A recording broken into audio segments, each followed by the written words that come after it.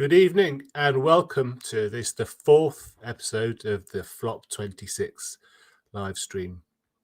Many thanks for joining and many thanks to the supporters of this project who have made it possible. Many years ago, a person or persons unknown leaked a tranche of private emails between climate scientists onto the internet. The emails appeared to reveal scientists discussing how to evade freedom of information requests for data that other researchers had sent to their university, discussing how to get other researchers removed from their positions, how they could control what scientific research would be published, and perhaps most controversially, how to apparently conceal inconvenient data in charts that depict anthropogenic global warming. And we have that chart here. Climategate, as it became known, was a landmark moment in the climate wars, but since it happened in 2009, 13 years ago, most people seem to agree that it highlighted the need for transparency in science and then moved on from the affair. But last month, the BBC seems to have resurrected the ghost of Climategate to produce a dramatisation called The Trick, which showed the events from something of a one-sided perspective. So let's have a quick look at the trailer for The Trick here. Data theft, I think that's the phrase that was used. Leaked emails were said to suggest that the case for global warming had been exaggerated. Sent everyone through the roof, this one, hasn't it? 3 weeks before the UN climate conference. Someone out there knows who did this. What happens if everyone ignores your measurements? The truth. That's what's at stake here. And who gets to tell the truth about something that affects every living thing on the planet?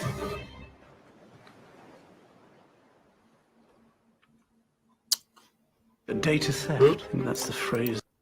Such drama. And then the BBC is currently running, or has just finished running, a multi-part series on Radio 4 called The Hack That Changed the World, which presents similar account. We'll just hear the first few seconds of that here. Oh, no, we won't. All right, fair enough. Tonight, I am joined by Stephen McIntyre, David Whitehouse and Andrew Montford. We're going to be discussing this bizarre, sanitized tale of scientists behaving badly, broadcast pretty much on the eve of COP26. Stephen McIntyre is an independent researcher and author of the Climate Audit blog.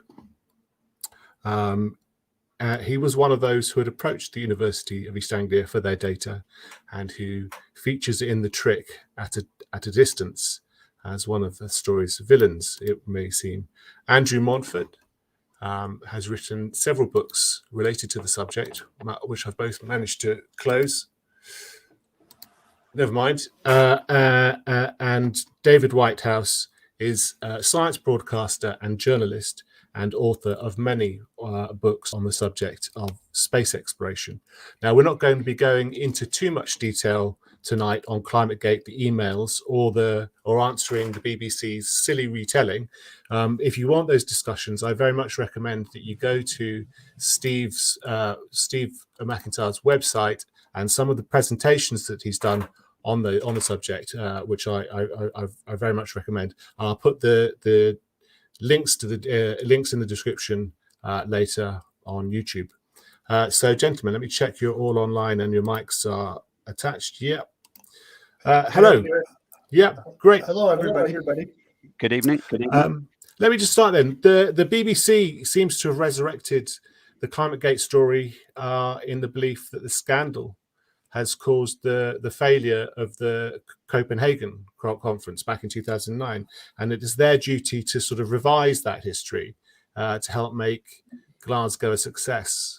On the view of the writer of The Trick, who we'll discuss later, Climategate had set politics back a decade, climate politics back a decade.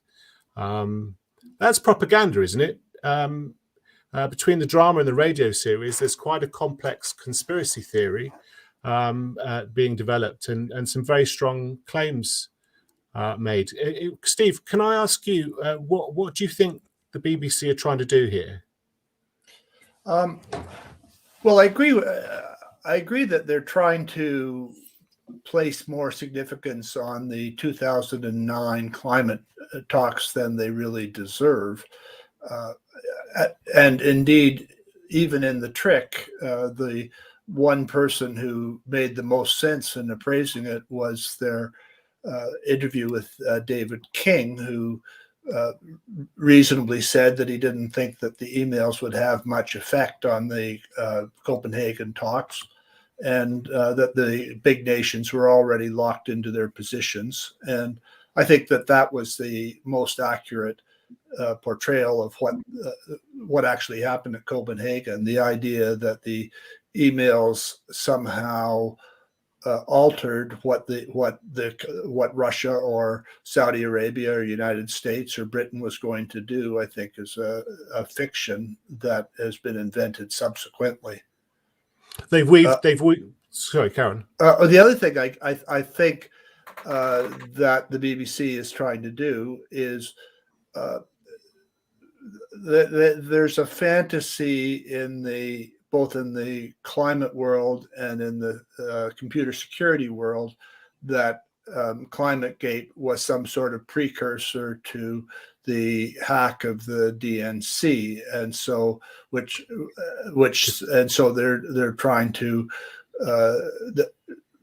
place or attribute the Climategate hack. For the benefit of listeners, this is the hack of the Democratic Party prior to the 2016 election. Is that right? Yeah. Yes. Right. And so they're trying to link the two events and portray the Climategate hack as a precursor to the later hacks. Well, there's lots of hair on the diagnosis of who actually did what. I think in the case of the Climategate hack, it's the idea that it involved either U.S. fossil fuel corporations or Russian intelligence services is a fantasy on the part of the climate science community, which wants to have a big villain, whereas in fact, I think it's much more likely that the hack arose from domestic squabbles between climate audit readers and the University of East Anglia. Right. So they're essentially weaving some ambiguities into broader narratives and with much more political significance than a disagreement about the data that exists behind a chart. It's what we would normally call what the BBC is promoting is what we would normally call a conspiracy theory. Right. Andrew or David, do you want to come in on any of that? Yeah, this the conspiracy theorizing is something that you do see quite a lot amongst what you might call mainstream climate people.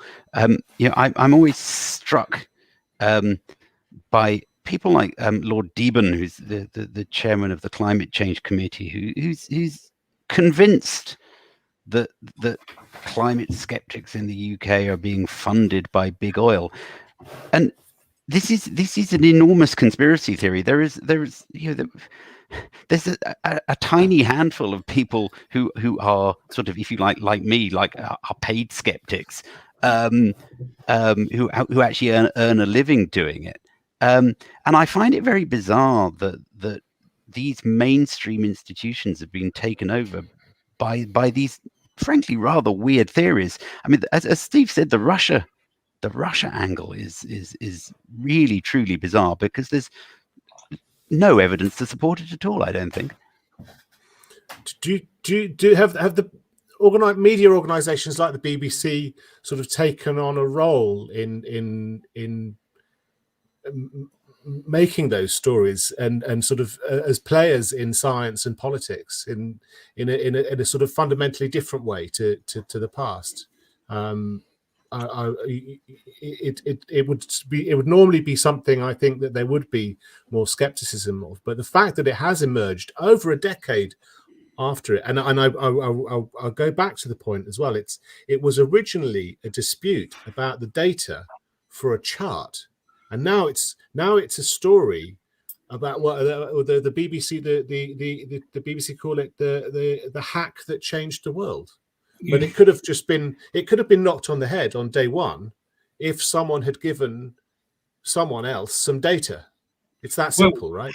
Yes, but you have to remember this is part of planning for more than a year of a raft of events and programs and activities to coincide with COP. So looking back and presenting this drama was planned a year ago, and you see, the people who produce this drama, they're not aware of the scientific intricacies. They're not really aware of of what's going on here. They see a story, and the simplified story is what comes through. They see the world in terms of hackers, of conspiracies, of good guys, of bad guys, of evil forces, of the triumph of the cliche of the mild-mannered scientist put through the ringer by the media, and then suddenly being exonerated at the end. It is a cliche. It is a simple story that a filmmaker who makes films and stories and doesn't read scientific papers and doesn't look at the details of hockey sticks and stuff like that, would look at what happened and say, yes, I'll make a story out of that. And I think at the beginning of the trick, they say based on real events. Well, that explains everything in the sense that based on real events means that the script writer can go in almost any direction they like. And I found it irritating. I found it inaccurate. But most of all, the biggest sin, I think, is it was boring.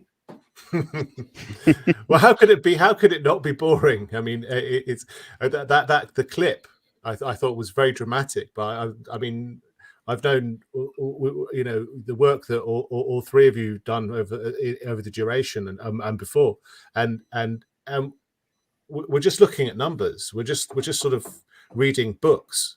It's the sort of turn it into the Jason Bourne franchise or James Bond. I think even the Prime Minister yesterday wanted to turn it all into is quite an absurd thing, isn't it? But let me ask the three of you: did in any of the coverage you've seen, has there been any attention paid to the things that were untoward, such as not answering the freedom of information requests, or sort of moving to get other people, put other people into trouble? Well, this is something that has struck me throughout the coverage of Climategate, going right back to 2009, and right through the coverage of the inquiries, and now with this resurrection, nobody in the media has wanted to actually seriously address any of the allegations. That they have all walked away from the allegations. So, was Phil Jones trying to get Willie Soon fired? I mean, the emails are there. They could have been discussed, and they weren't discussed. And the same with De Freitas. Did they try to get him fired? Did they lean on Hans von Storch? All the scientists who stepped out of line, those emails were never addressed. They were just sort of brushed aside with this thing of all the skeptics are taking the emails out of context. And again, you start sounding like a conspiracy theorist yourself, but it is extraordinary, I think, that no journalist has ever felt the need to actually ask those questions. I mean, Gordon Carrera is the BBC security correspondent. Surely somebody in a senior position like that, you would expect to actually go and seriously address some of the allegations, but they don't. I mean, can that really just come down to story? I mean, perhaps that's a question for David. I mean, does the storytelling just override everything? Is there actually nobody within an organization like the BBC who wants to ask questions or is able to ask questions?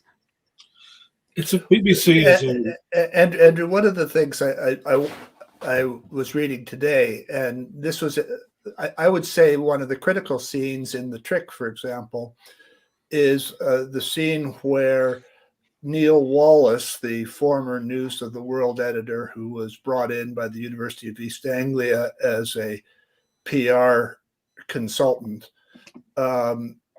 asked Jones to explain the email that gives the title, "The Trick to Hide the Decline." And Jones eventually, Wallace then sort of leans in and asks Jones to say, well, please explain Hide the Decline, and you'd better have a good explanation. Actually, let me just try to bring up the dialogue, because it's pretty telling. Or I'll bring it up in a minute. But what Jones ends up saying is, well, it's not the trick is not about hiding temperature, a decline in temperature. It's about hiding tree ring data. And Wallace leans back and says, "Oh, well, I guess that's okay." And they really screwed you over, didn't they, by saying it was about temperature data.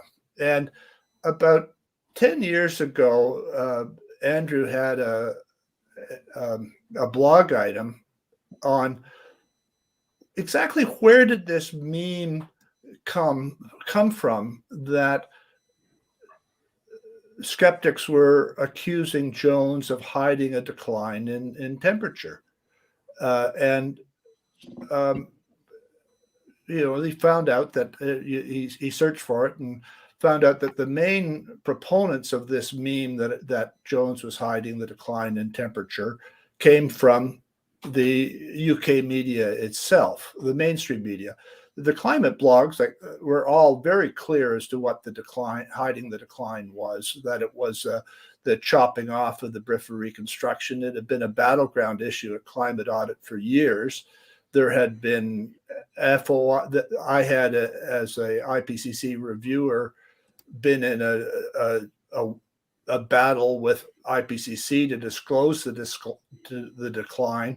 And one of the FOI requests that gets overlooked in the, I would say, excessive concern about the temperature records were David Holland's requests for IPCC review comments pertaining to hiding the decline. And I think I'd like to come. I'm going to continue this part of the narrative, but I think that's an issue that needs to come back. But Andrew then engaged with David Adam of The Guardian to try to figure out what this meme about that skeptics were alleging it was a decline in temperature, and Adam gave him very unsatisfactory or non-existent answers, and all the links that purported to be to skeptics were people that actually described the trick with meticulous accuracy, as I had done at Climate Audit. So the whole meme that people were accusing Jones of hiding this was not something that was a commonplace or even rare occurrence on the skeptic blogs. It just wasn't there. And yet Adam and others insinuated that it was, and this false interpretation of events is adopted in the trick in the key moment of their punchline, that somehow it was okay for Jones to be deceptive about tree ring data as long as he wasn't deceptive about, as long as he didn't hide the decline in temperature. And the whole, I would say, mainstream counterattack in what I sometimes called the Empire Strikes Back phase of Climategate was to focus on the temperature records and ignore the fact that the whole thing was about the hockey stick. So you're talking there about a sort of essentially a mythology had developed between the sort of counterparties of Climategate over the decade, and then that turned into their own narrative, essentially. Yes, very much so. That's a better way of putting it. Andrew, you were. But is it a mythology, or was this a conscious? Was this sort of Neil Wallace managing the public relations in reality of getting a story out there that they could control and manage and do down the bad guys, the skeptics, or was it a myth that built up sort of by mistake? Authentically, I think probably actually, since you put it that way, I would be inclined to say that it may have been more conscious than we realize. One of the interesting things to go back to is to look at Neil Wallace, who turns out to be the somewhat unlikely hero of the Trick documentary. They don't mention that Wallace had been a News of the World editor, that he had been arrested for phone hacking, but eventually cleared. But he was sort of put through the system for a couple of years, and it's not clear that, and it's not that the News of the World wasn't involved in phone hacking. It's just that they weren't able to associate Wallace with it. So he ends up being a bit like Fusion GPS in the States, going in to launder a mess. And looking back at our contemporary discussions, Andrew, I noticed that the poor Phil meme develops out of the interview between Phil Jones and Richard Girling of the Sunday Times, which is an important scene in The Trick. Remember that? Yeah, I mean, yeah, that's right. I mean, obviously we've discussed it, but yes, I remember that. I remember the poor Phil meme, and yeah, it was I think for me that felt like a pivotal moment in Climategate when, if you like, the media narrative returned under the control of the climate scientists and UEA and if you like, the mainstream environmental journalists, and yeah, Phil Jones was having a hard time, and yeah, we were the bad guys. So go on. Yeah, and one of the other components of that meme was that somehow all of the bad conduct that was evidenced in the emails for the prior 5 or 6 years was caused by FOI requests in July of 2009. So yes. Time reversed itself, and that they were so burdened by FOI requests in 2009 that they acted badly in 2005 and 2003. The way the story was handled was quite predictable. I can't hear you, David. The way the story, I'll try and speak up closer to the microphone. The way the story was handled was fairly predictable and quite classical in the sense. And if you're expecting a rational analysis of events, then that's not often what news media do. Before I explain my first comment there, when I arrived at the BBC in the Burt era, Burt had a mission to explain, and he was completely overhauling BBC News.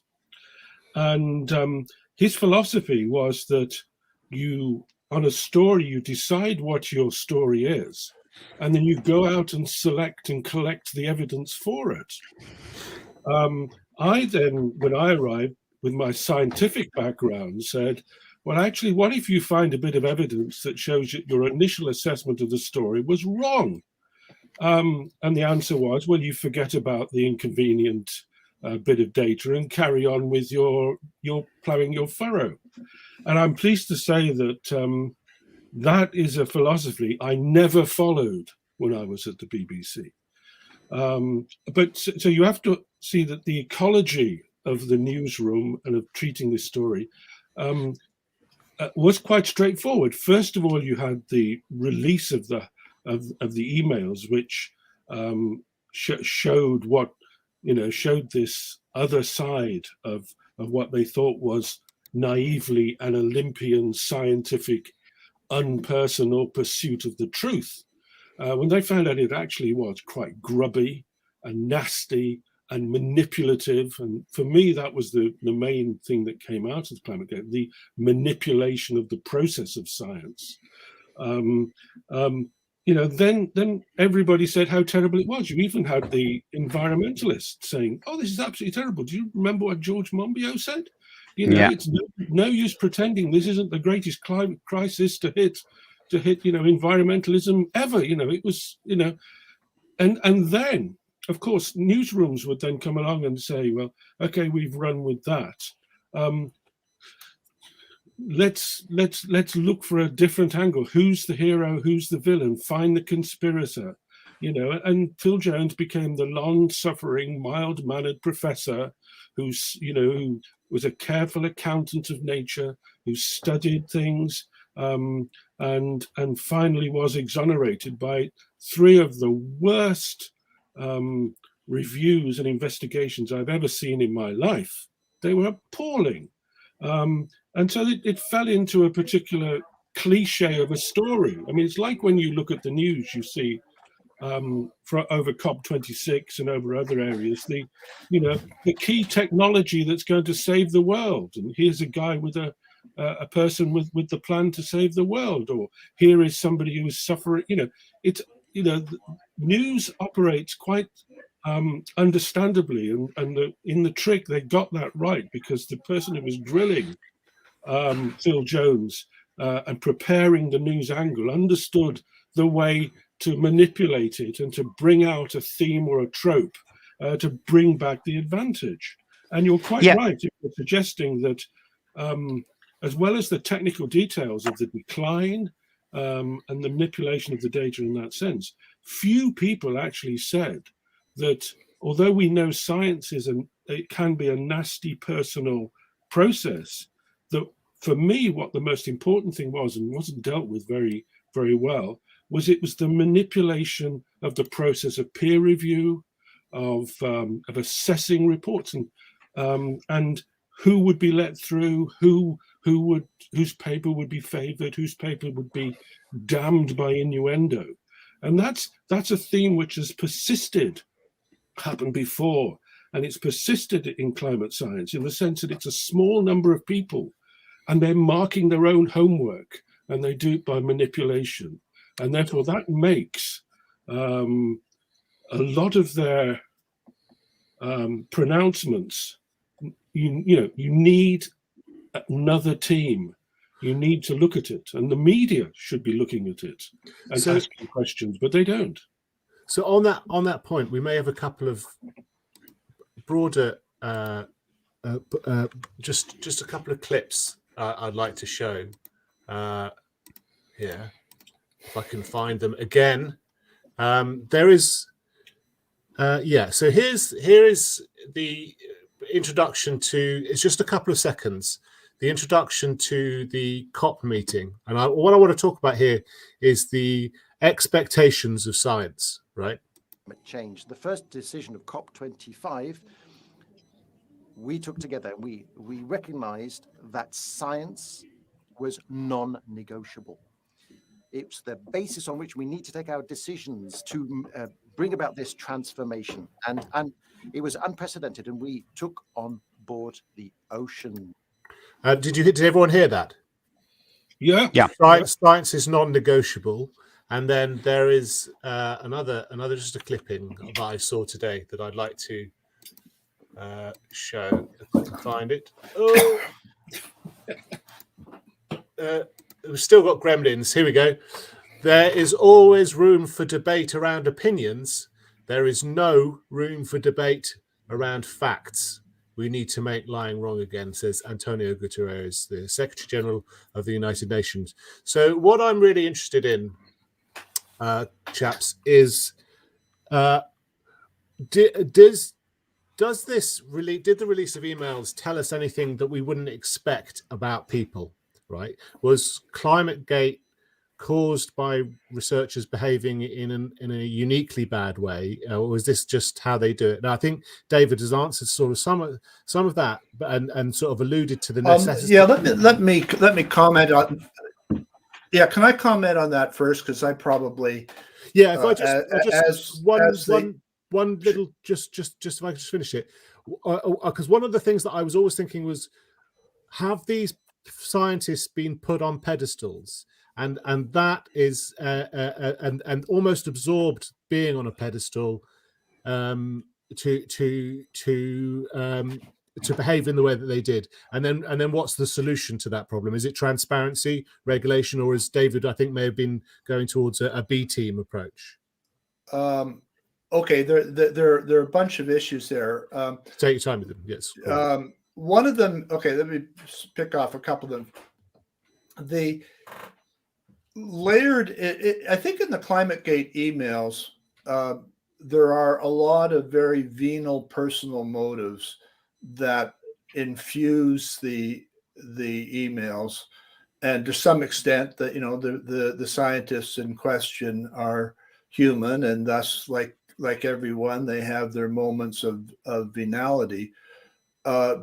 But what I think my first reaction to the emails when I saw them was I was appalled at just how coarse and petty and mean-minded the scientists in question were. The comparison that I would have was that when the original Watergate tapes came out with Nixon, which would be Ben and Andrew before your time, but within David and my time, the major impression from them was just simply the venality of Nixon and the coarseness of and mediocrity of the people, rather than any sort of catchphrase within it. And that's certainly what I took away from the emails in the first pass, the coarseness and venality. And I think while one may dismiss that as just ordinary humanness, I think that the level that was on display in the Climategate emails rose well beyond sort of an average level of venality, and showed a remarkable level of pettiness, grubby ambition, and that in many cases the motives of the scientists were their own personal advancement. They were concealing data not out of some grandiose scheme to alter the world, but just to protect their own careers. They didn't like, they didn't want me looking through the data because they didn't want their data to be looked at, and they were afraid that that there'd be stuff in it that I'd find and they wouldn't like, and and the thing that changed their attitudes to me was the publication of the articles on the man hockey stick, where we pointed out the sort of rather gross errors in man's math, and that was something that they were not expecting and were not very happy about, and none of them wanted to have anything like that exposed. I mean, now the whole gong show about the CRU station data was craziness, because I certainly didn't, I urged readers at the time not to expect anything odd in the station data. I mean, it just seemed, and that to assume that Phil Jones was just being petty, which he was. There wasn't anything huge. There's no reason not to have disclosed the station data. But unfortunately, and I guess years on, because that had been the battleground issue going into the Climategate emails, everybody's lost sight of the fact that the emails were about the hockey stick, not the the temperature data. But anyway, the pettiness and vanity of the individual scientists was what was most on display, and there's no particular cure for that. That's just what they are. The famous expression, wasn't there? Was it, why should I let you have seen my data if all you... I don't know the exact words, but you may remember. All you want to do is to find something wrong with it. Yeah. Yeah, and that is the explanation for their refusal. I mean, and then I think one of the mistakes one of the many mistakes that the CRU people made, and that's at the university, is they then started going down the road of making fabricated excuses for not releasing the station data. So you may remember that they had given their station data out to a student of Peter Webster's at Georgia Tech, and then when I heard that, and Peter mentioned that at the blog, and so I sent an FOI request for the copy that they had sent to Georgia Tech. And I had a lot of experience with confidentiality agreements from my business experience, so I knew what confidentiality agreements looked like and what they're likely to contain, and I've negotiated actual confidentiality agreements that for real businesses. And when UEA responded that they had confidentiality agreements that prevented the transmission to non-academics, I mean, it's not only a lie, but a stupid lie, because they had no such agreements. So why did they say it? I mean, and I guess when we then see the emails, they were all so paranoid by that stage that they acted dumb. Yeah, I mean, this is actually quite a familiar story for me. I mean, it's somebody who's sent a lot of FOI requests in his time. This is something that civil servants seem to do, is if they don't want you to have something, they will just lie, and they don't actually seem to care how stupid the lie is, because they know they won't get into trouble for lying to you. They'll if the first lie doesn't work, they'll try another lie. That's just the way they operate. But to come back to Ben's original point about the non-negotiability of science. Okay, so we have these scientists who are venal and arrogant and grubby, but I mean, that to that extent they're human beings. When you get to the non-negotiability of science, or alleged non-negotiability, I guess the humanity of these scientists and their flawed nature shouldn't really affect the way that science is sort of used once it sort of finds its way into the policy realm. But it does strike me that the failure of the institutions to actually pick up on these issues and to deal with them is probably more of a problem. I don't know what any of you guys think about that. Whether, can we trust institutional science when they're not going to deal with their dirty laundry? There are a couple of points which I think are pertinent to that. I was disappointed when this grubbiness and this perversion of the course of science came out, even though it is common in science, that the statesmen of science did not say something. I cannot imagine Richard Feynman or Carl Sagan staying silent had they been around when the Climategate grubbiness came out. They were purists, and they, in the pursuit of science, they were well acquainted with the grubbiness of human behavior.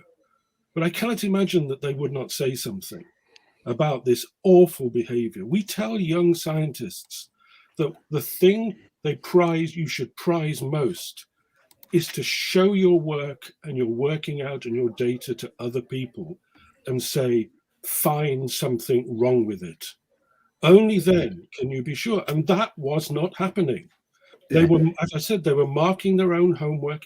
They were keeping it within the group. It's like, actually, some areas of climate science now where there's a small group and they keep it with important important findings, and it's not shared and it's not examined, and therefore you end up with a type of groupthink, a type of reinforcing of people's views. But the thing is, can I just say one more thing? The thing is that this comes in the 90s. There was a feeling among particularly British scientists, particularly the ennobled ones, the people who ran institutions, that they didn't want to be scientists. They wanted to be statesmen. They wanted to be citizens. They wanted to be at the heart of government. And you could see a palpable change in the activities of the presidents of particularly the Royal Society and the other scientific societies, of getting closer to government, of wanting to be the place where the government went for its science advice, predominantly. And it was disappointing that, having achieved that role, when this grubbiness came out, none of them actually said, well, science is not like this. We stand for science. We promote science. We don't approve of this. They stayed silent. And indeed, the Royal Society fellows who complained had a very hard time getting the people at the Royal Society to sort of even talk about this type of thing. So for me, not understanding the details of the databases and the tricks and all that business, it was awful from the point of view of what is, arguably one of the most important strands of science in the world today, to be subject to such grubbiness and acquiescence by those who are supposed to be the leading scientists of our time. Where were they? Yeah, one point on that, and I think I just a little worried that we've are sort of some of these points may be getting misconstrued. I mean, the fact that the scientists were grubby and behaved badly doesn't mean that their science was wrong. I just want to emphasize that. I mean, I think in the case of the hockey stick people, I think that was bad science, but it wasn't bad science because they were grubby people. That was just separate. I'm just talking about, but also in terms of things like data. One I guess interaction I think between science and the public that is unusual in climate science, and which the institutions didn't fully allow for, is this. If say two professors are fighting over some interpretation of Bronze Age archaeology, I mean, nobody cares. They can sort it out, or if somebody, the journals are perfectly adequate for resolving the problems. The unusual thing about climate science is that the science community was trying to rush things into journals, which were then going to go into public policy on a very accelerated schedule. So it wasn't as though somebody would put an article out there, people would fight about it in conferences and back rooms and sort it out over 10 years. They wanted something to go into a journal on the last day of the IPCC schedule, and then get in the IPCC report, and then reflect policy, and then be used to affect the public. And I think, as somebody that had business experience in public securities, when businesses are making presentations to the public, they're held to a different standard than if they're just talking internally. And so when I asked climate scientists for data, I did so in the expectation that they had been making a prospectus to the public, and therefore they should be, they should produce their data, and that shouldn't even be a question for them, that they should want to produce the question, and I produced the data. And I think that there's more acceptance of that now than there was then, although it's still grudging by a lot of scientists who still want to pretend they want to have it both ways. They want to affect policy and they want to assert privilege over their data. And I don't think that that I think is one of the underlying conflicts that was in the Climategate emails, and the climate science community was decidedly on the wrong side of that issue. I've seen so similar that not only do academics want to often protect their data, it's often to protect their arguments and their hypotheses from challenges from without they use the institutions they're part of to protect themselves in many ways from criticism or from having to answer. I've seen a number of scientists say, well, you've got to come through the proper channels if you want to criticize our work, if you want to respond. So just on a kind of related point, I'm going to show something else. But it's certainly about how institutions behave. If I can find the clips, here we go. Right, so this is an Extinction Rebellion protest, and this what's going to be introduced here is the author of the trick. And the Forward Poetry Prize. Please welcome Owen Shears. Thank you, ladies and gentlemen. Well, I don't know what's happened there. Never mind. Well, that was Owen Shears being introduced to a crowd of XR, whatever XR are a crowd of, and here's Owen Shears being interviewed by a BBC person about his work. And I was kind of looking. I was trying to find a way in, which I guess is what we're talking about, this morning. I was trying to find a way in to start to tell some of the stories that I felt so passionately about. And then as it happens, Edward Acton, who was the Vice Chancellor of the University of East Anglia at the time of Climategate, he saw that NHS piece. And interestingly, he was interested in the form of that piece, which was a film poem. So it was a communal experience, but built from lots of individual witness. And I suppose there was something in the nature of that he felt that he wanted to get in touch. And as he said, look, everyone knows part of the story of Climategate, but no one really knows the inside story. And the key thing that he said to me was, no one knows what it was actually like to be at the eye of a totally new storm. And that's when I realized that potentially this story could do many things at once. As you said at the start, climate crisis is both a very personal issue and it's also global, and it's societal, it's systemic. And this story seemed to hit, both that personal and the global elements. But it also had that incredibly human heart to it. And it sort of felt like a story. Did it really? So what I'm sort of getting at here is after Climategate, well, long after Climategate, 10 years later, there seems to be clearly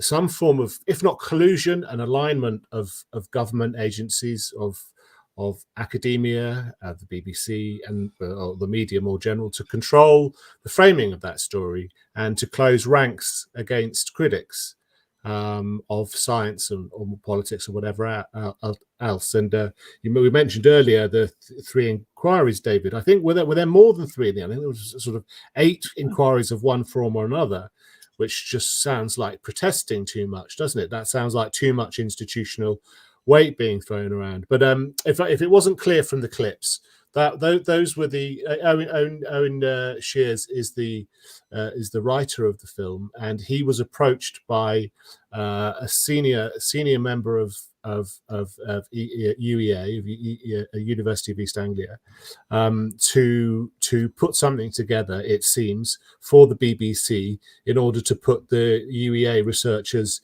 in a good light. I'll let anyone who wants to comment on that come in if you'd like to.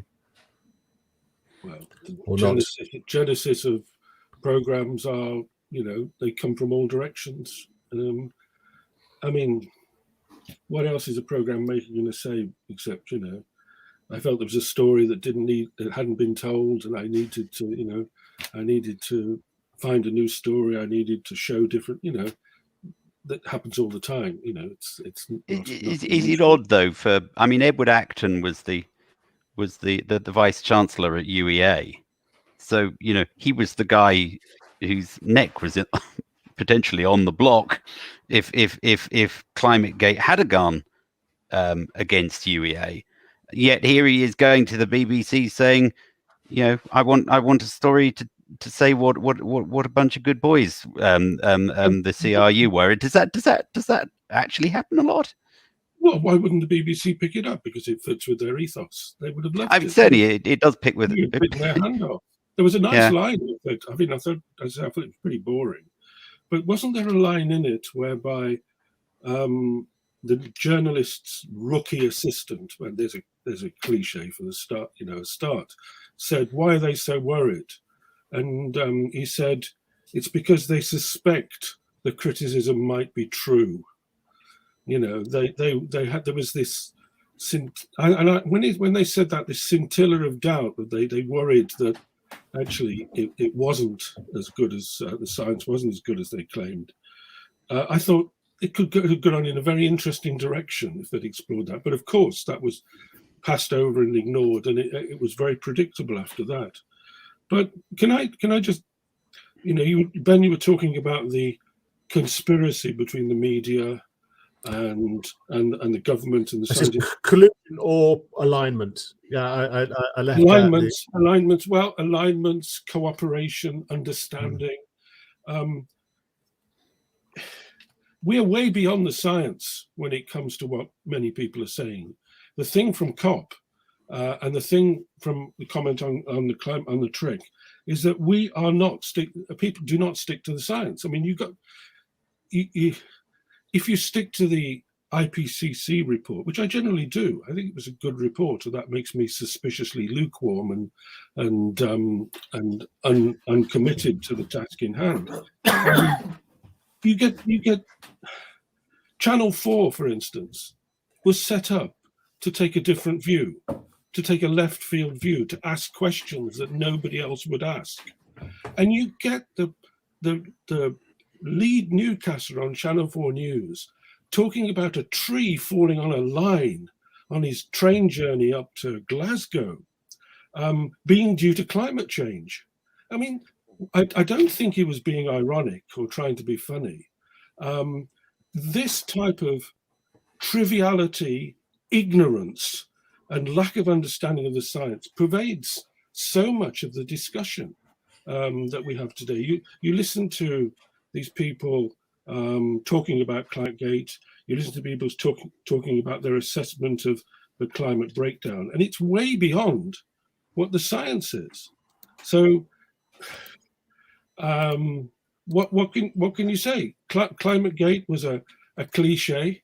The cliches have overtaken the actual science, and if you stick to the science, you are seen as, you know, as being suspect, as being a denier, as being a skeptic, which is becoming a very dirty word these days. I mean, skeptic is becoming a bad word.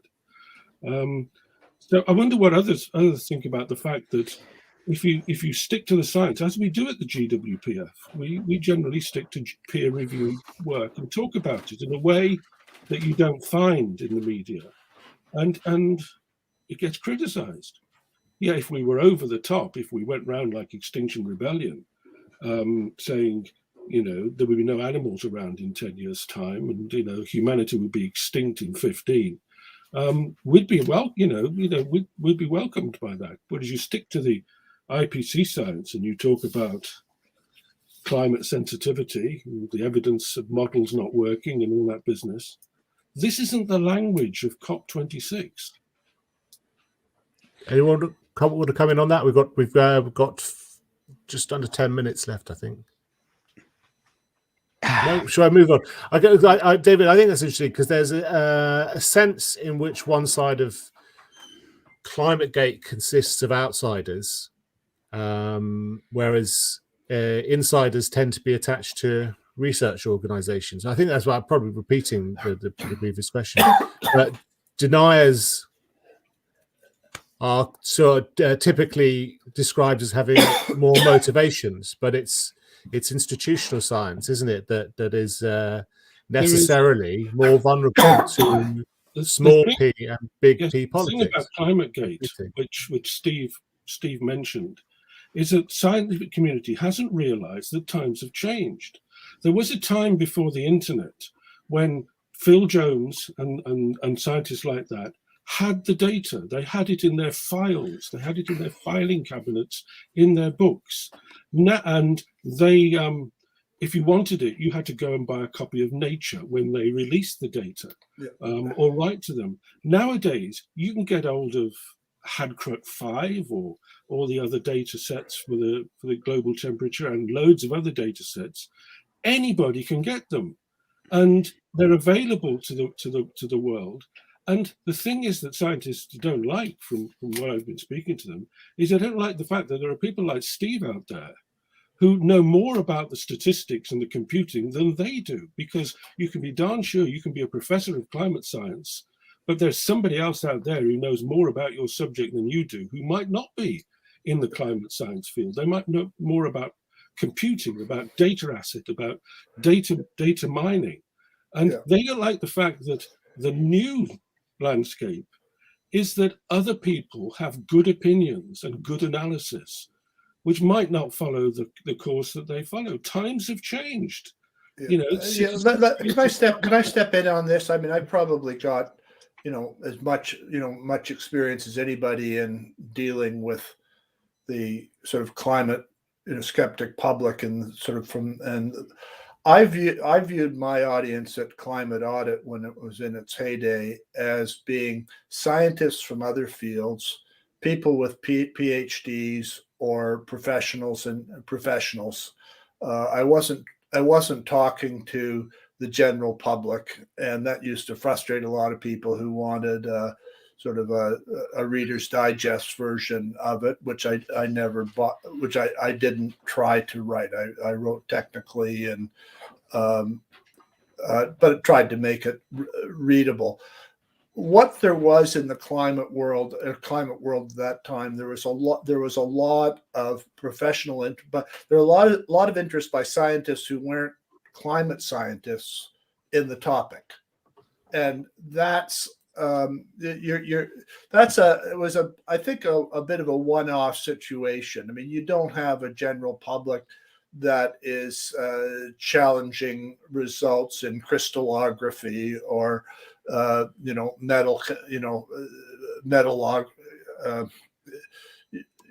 geochemistry or things like that. So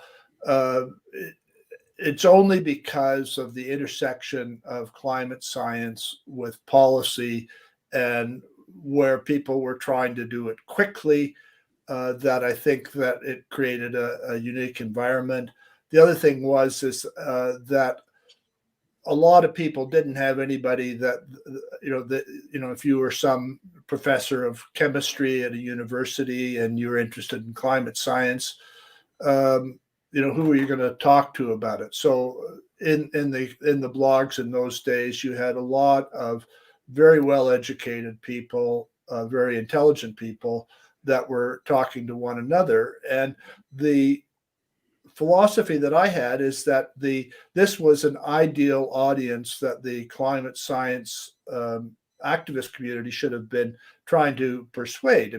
Most of the people, were I would say agnostic rather than skeptic. They didn't assume that the arguments were wrong out of hand, but they, on the other hand, also didn't want to be oversold by people that were careerists. And there was a suspicion that some of the people were careerists, and that the consequences were not necessarily as dire as being portrayed, and which I think is a correct interpretation.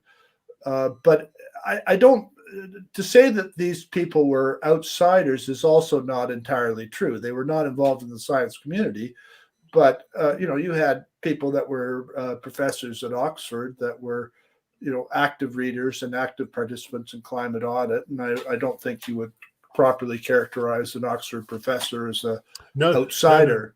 No, and neither. But I say that the parallel I was going to draw. I mean, you're absolutely right. That there are the figures like Roger Pilker Jr. or Bjorn Lomborg who are outside in respect to an agenda, I guess is what I'm saying. They get unwelcomed in their broader fields, right? They're so yeah. I certainly didn't mean to say there's sort of I think there is a lay and sort of academic distinction, but there is also a insider outsider of a field as well. Oh, sure, Dynamic. Absolutely, and I think the people in the climate science field obviously got their elbows up when other people started asking them questions, and I don't sanctify sort of every outsider's opinion as being valid. I mean, there's a lot of nonsense that outsiders raise. There's some decent questions, but the signal to noise ratio can be pretty high. But I think that there was I think that the climate science. I think that Michael Mann and Gavin Schmidt and the approach that they took at Real Climate created a sort of a battle situation that really wasn't wise. I mean, these scientists from other fields that were curious, they are potential converts to your cause if you think you've got a good one. So why pick fights with every one of them? But that's what they did. That's a very interesting question. I mean, there was the point, wasn't there, that the Real Climate was set up with a lot of money and advice from a political public relations company, and that again sort of gets you back to wondering whether this battlefield approach was actually being driven by a political agenda rather than a scientific one. I mean, I had always assumed that Real Climate was in fact a political project rather than a scientific one. But climate has become a political project now. I mean, it's almost the manifesto of political parties. Sure, I mean it is now, but back then, I mean it was political then. But I mean, the coming of Real Climate and Climate Audit was, I mean, certainly, Climate Audit obviously was not a political project, but Real Climate was. And I think I'm right in saying Real Climate came first, and there were PR people involved. Well, if there were PR people involved, then they weren't really doing science, were they? They were doing politics, weren't they? I remember that when Climategate came out, wasn't that around the time Twitter started? I can't hear you. Twitter, in my mind, polarizes and makes a reasoned argument and dissemination of data and points of view very difficult. I would say I think at the time of Climategate, the blogs were still a much more dominant social media than they were 4 years later, 5 years later. I mean, I started on Twitter in about 5 years after Climategate, 6 years after Climategate, and I was probably a bit of a late adapter to Twitter. And I mean, I think in retrospect, the blogs were a much better medium for intelligent conversation. I mean, I find that I can go back to Climate Blog and threads and read them. I mean, and first of all, I can find stuff, and same at Andrew's blog. I mean, I go looking at a 2011 article of his and reading the comments, and it was all interesting, and I can't find my Twitter stuff from 3 weeks ago. So I mean, and also the compressed form does make you more antagonistic. I mean, I know that people talk about people that aren't familiar with the climate blogs accuse them of being a toxic environment, but I know that Andrew's blog and my blog were anything but toxic. I mean, there were rules about politeness that certain, I simply didn't allow certain kinds of language or accusations or political things to be discussed, and it makes the threads readable 12 years later, and same at Bishop Hill. Yeah, I mean, it was a lot of work, of course, to keep it in that shape and form, which of course is why. Sorry. No, sorry. Go carry on. I was just going to say, I mean, Twitter obviously to that extent is easier in that you can just, you can say your piece and go. But yeah, the constant moderation of the threads and people trying to derail them was always hard in the blog days. But yeah, like you, I look back at them and it's eye-opening just how readable they are, how nice everybody is to each other, if only because you've deleted all the rude comments 10 years ago. But yeah, the blogging days were great looking back, weren't they? Yeah, and when you talk about the deletion of the rude comments, I mean, what happens also is that when you deleted them, people stopped making them. Yeah, and I took the view, and I think you did, that I was the editor of the blog and responsible for the content, and I didn't like reading all sorts of crappy comments and people piling on and making wild statements, and so I just deleted them for editorial reasons. Yeah, they were just boring, weren't they? Yeah. We've been talking for over an hour now, which is great. But does anyone do you want to sort of have some closing words? Have we managed to change the world with the hack over the last 10 years? A few brief answers, and then if anyone has any thoughts on that. I just wonder if we'll ever know what really happened. Do you think, Andrew, Steve? It's funny. That thought has occurred to me quite a lot. I sometimes wonder whether I ought to take a trip to Norwich and just sort of turn up on Phil Jones's doorstep and take him out for a cup of coffee. Unless somebody leaves the truth in their will or something. No, I don't suppose we will ever know exactly what happened. I mean, I think we could, there profile things that I think, make it clear sort of certain aspects of the hack. I think it's clear that the hacker had initial access to Keith Briffa's computer or Keith Briffa's account, and that as late as October the 5th, hadn't expanded beyond that, and that his access to the emails was probably after October 7th, so that grandiose theories of this being some long hatched scheme are refuted by metadata showing just how late in the day he actually got the emails, and that he then selected them over a period of no more than 3 or 4 weeks, which would be hard for any of us to, it would be hard to do.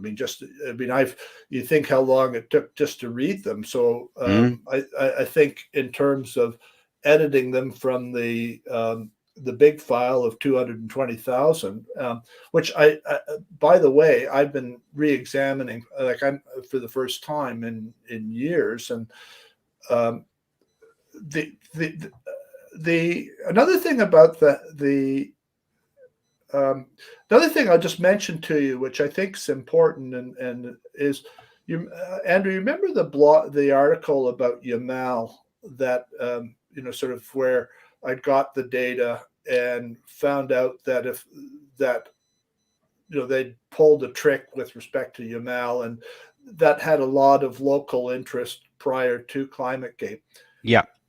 Mr. Foya exfiltrated a bunch of Yamal tree ring data 3 hours after my post. Yeah. And that's something I didn't talk about at the time, but there was a guy that was able to figure out the exfiltration timestamps on the many of the documents. They've been bleached in the emails. So it's been clear for me for 12 years that the hacker was, if nothing else, a reader of Climate Blog and What's Up and probably Bishop Hill.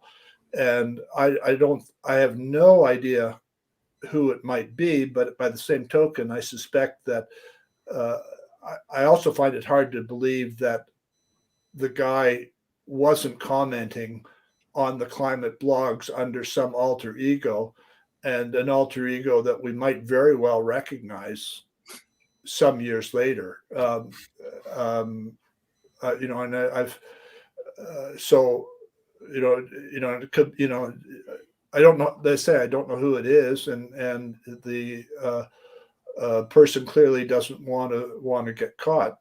One of the interesting small facts in the Gordon Carrera thing, which I just heard a little while ago, was that that Mr. Foya had asked for some Bitcoin contributions, and he got about $5,000 worth of Bitcoin contributions, I guess, and that's now worth $208,000, and it's sitting there in an account.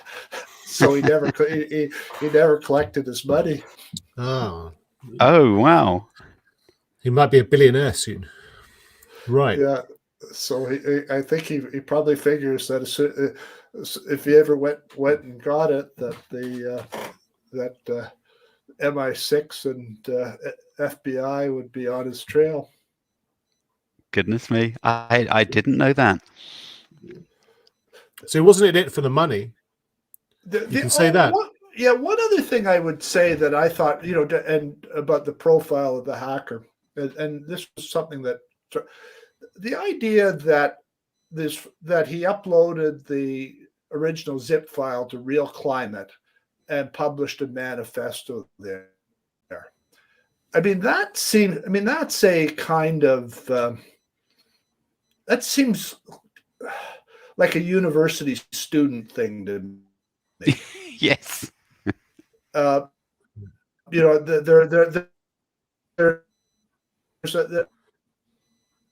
Steve, you're dropping out, unfortunately. With the sound's dropping out. Are you still there? When I was at some parking the dean's car on top of the college roof, and the identity of the students remained a secret for 50 years. And then one of the pranksters revealed his identity when he turned 70 or something like that. So I have the feeling that Mr. Foya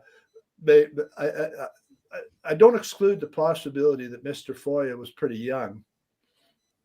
And tell me, can I just ask one question?